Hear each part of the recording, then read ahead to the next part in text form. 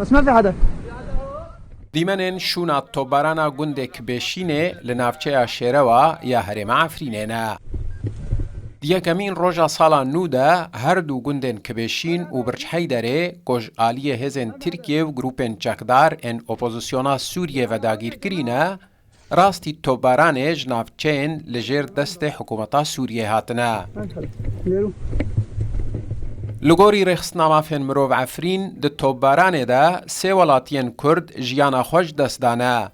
Ku Ziyad Silêman Hesen 59 salî ji Birçheyderê, Ziyad Ehmed Hesen 37 salî ji Birçheyderê û Yasemîn Luey Îso 17 salî ji gundê Kibêşînê ne. Herweha zarokekî 6 salî bi navê Harûn Mihemed Hesen ji gundê Birçheyderê birîndar bûye. Mafnas İbrahîm Şêxo ji navçeya Şehba ku bûyer ji nêzik ve şopandiye zanyarî dane tora medyayî ya Rûdawê.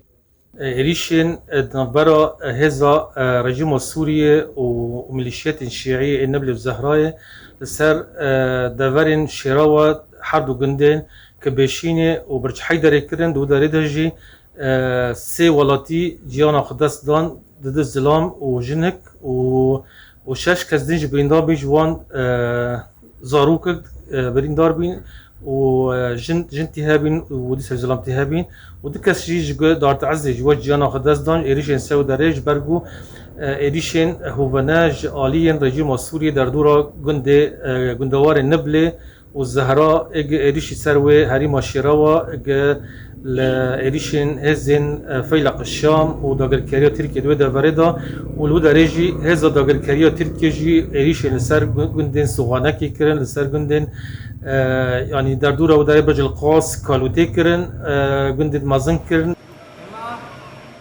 Ev jî asewarên topbarankirina bajarê Dartê Ezê li gundewarên Rojavayê Helebê ne.